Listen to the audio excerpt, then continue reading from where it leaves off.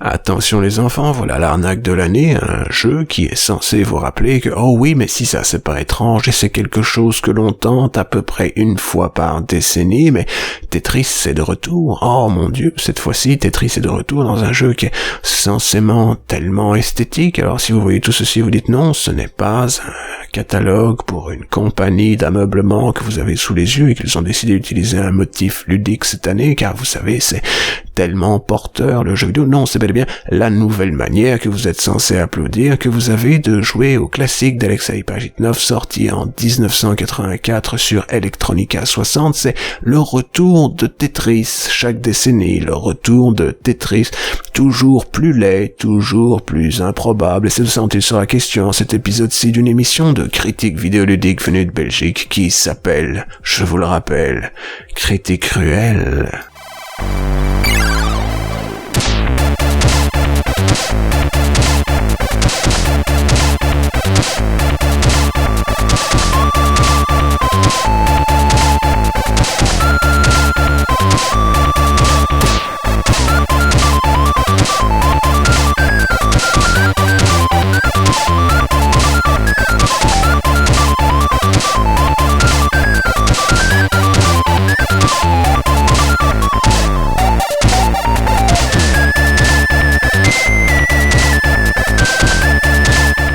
Cela fait maintenant plus d'une décennie que le domaine vidéoludique est à la recherche d'une forme de respectabilité qui va parfois dans le sens inverse du propos d'une discipline qui, je tiens à le rappeler, alors on ne devrait pas devoir enfoncer ainsi des portes ouvertes de manière aussi vigoureuse, mais il se trouve que dans le domaine du jeu vidéo, l'intégralité du propos qu'on est censé vous tenir est ludique. C'est ça la qualité que l'on attend d'un jeu vidéo, c'est d'être ludique, que l'intégralité de son propos soit destinée à vous donner un effet qui se trouve être ludique. Vous êtes censé vous amuser. Alors il n'est pas surprenant de voir les journaux qui sont à la recherche de cette respectabilité en disant du bien des produits qu'ils sont censés encenser tout en prétendant en être une forme de critique journalistique, soudain essayer de botter en touche alors même que c'est une année assez chargée, mais certes moins que celle des décennies précédentes qui s'est ainsi écoulée face à vos yeux ébahis. C'était l'année où il y avait un titre comme Spider-Man ou Red Dead Redemption et qu'ils ont décidé, certaines de ces publications en tout cas ont dit que oui mais eux ils font dans le bon goût, ils font dans le prout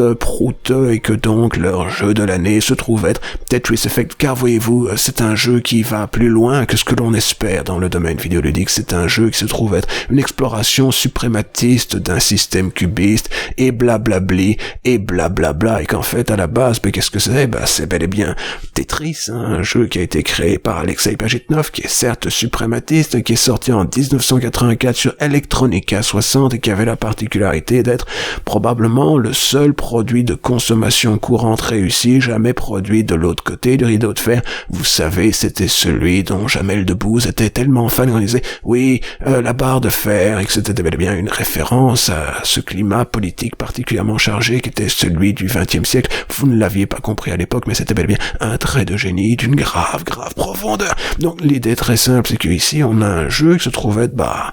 le jeu supplémentaire de l'une des plus grandes formes de fabrication du domaine journalistique vidéoludique moderne, c'est-à-dire la carrière de notre homme au Japon, Tetsuya Mizoguchi. Alors je pensais qu'il s'appelait Tetsuya Mizoguchi, vous savez, comme la délicieuse soupe miso, et on rajoute un sac Gucci dedans et que cela goûte encore meilleur, bien entendu, mais il s'appelle bel et bien Tetsuya Mizoguchi. Le directeur d'un seul jeu, c'était Child of Eden. Child of Eden, c'était de la merde, c'était un titre qui était certes soi-disant joli, mais qui était en fait de très mauvais goût, avec des explosions, des effets. Vous êtes censé faire semblant d'avoir pris des drogues, mais vous n'avez pas pris de drogue, donc c'est grosso modo l'idée qu'un homme normatif se fait d'un trip sous acide, j'imagine, dans sa tête, c'est à ça que cela ressemble, et que donc il a aussi produit Every Extent Extra Lumines Raise, qui était, je vous le rappelle,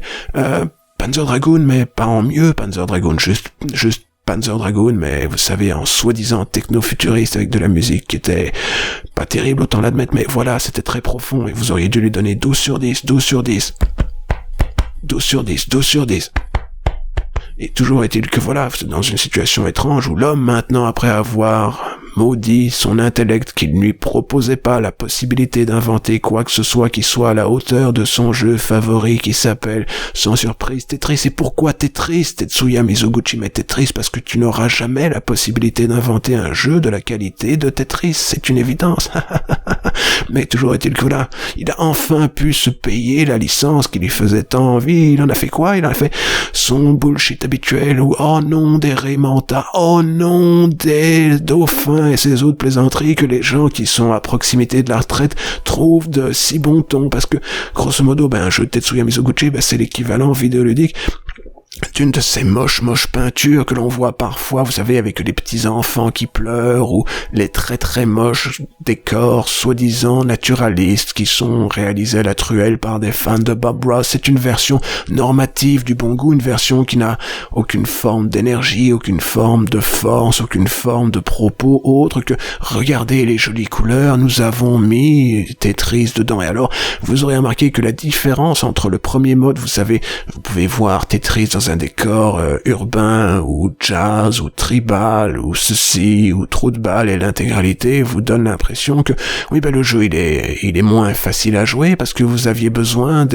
des informations contextuelles qui sont véhiculées par la couleur des tétrominos. C'est des tétrominos, c'est ces formes que vous voyez dans le jeu. Ce n'est pas simplement moi qui fais une pub pour la pizza Tetris de Domino's, mais voilà, on se retrouve dans une situation où donc le parti pris pseudo-esthétique d'un titre comme celui-là va à l'inverse de ce que les Grandmasters, ce n'est pas ça, du domaine de Tetris considèrent comme judicieux. Les bases d'un gameplay qui est pur depuis maintenant près de... Attendez, je dois calculer, nous sommes en 2329 et ce jeu est sorti en 1984. Bref, faites le calcul vous-même, cette vidéo vient du futur. Et l'idée est très simple, c'est qu'un titre comme celui-là, oui, c'est sans doute un bon jeu, sans deck, les enfants, c'est Tetris, mais il faut pas cette surprise si on ne peut pas réinventer la roue, car d'une manière ou d'une autre, on ne peut pas innover avec Tetris. Il y a une compagnie qui a été créée, qui s'appelle la Tetris Company, si ça c'est pas inouï, qui est censée elle-même garder en son petit cœur les fondamentaux d'un jeu comme celui-ci, d'un jeu qui était parfait, qui n'a pas besoin d'être amélioré, enfin pas vraiment, et que donc ce que l'on peut faire, c'est des améliorations du domaine de, on va y rajouter des effets de particules et des choses qui ressemblent à des crises épileptiques dans une fabrique de lampadaires, et que voilà, ça n'a aucun intérêt, ce n'est pas plus beau qu'autre chose, et ce n'est pas un meilleur titre que la version sur NES. Or, réfléchissez-y posément, quand votre jeu n'est pas susceptible de rivaliser d'un point de vue qualitatif autrement que par des effets graphiques qui ne sont que très rarement satisfaisants par rapport à un titre qui est sorti il y a maintenant comme une trentaine d'années, que la seule particularité, vous la voyez d'ailleurs à l'écran, c'est un mode bullet time. Oui, il y a du bullet time dans Tetris maintenant, parce que c'est comme ça qu'on forme les champions de Tetris de demain, mais oui, bien entendu, en leur proposant un système soi-disant casual, mais qui ne casual personne autrement que dans le sens du poil. C'était un petit trait d'humour sur le fait que casual ressemble à cajole, hein. Je ne sais pas si vous l'aviez compris, mais enfin, je viens vous d'expliquer la blague, ce qui est bien entendu une erreur principale dans le domaine du ressort comique. On n'est pas censé expliquer ces blagues, et que, voilà, je veux dire, je sais encore vaguement jouer à Tetris, moins bien que mon père, paradoxalement, mais que je peux vous dire ceci, ce n'est pas un jeu qui a l'esprit de Tetris, il fait semblant de souligner ce que c'est cet effet Tetris, un effet de satisfaction que l'on ressent en jouant à Tetris, qu'on ne peut pas s'empêcher de continuer à jouer à Tetris, mais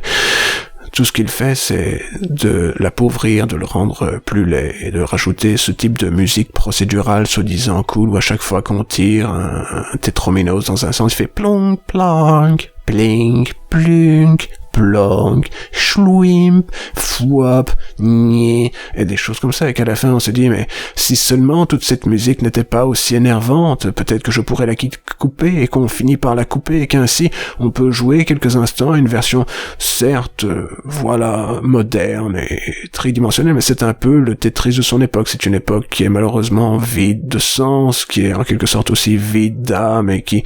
continue à faire tourner de manière improbable les succès du passé dans des succès d'années encore et toujours de plus en plus éloignés des fondamentaux philosophiques qui font leur qualité, car le décor dans un jeu Tetris est purement accessoire et inutile et ne devrait pas être un argument de vente, car la qualité principale d'un jeu comme Tetris, c'est que c'est l'un des meilleurs jeux de l'histoire de l'humanité, point barre. Vous n'avez pas besoin de jolis décors pour y jouer, et ce serait probablement même antinomique à son succès d'essayer de faire de tout ceci qui est un jeu suprématiste, cubiste, relativement moche,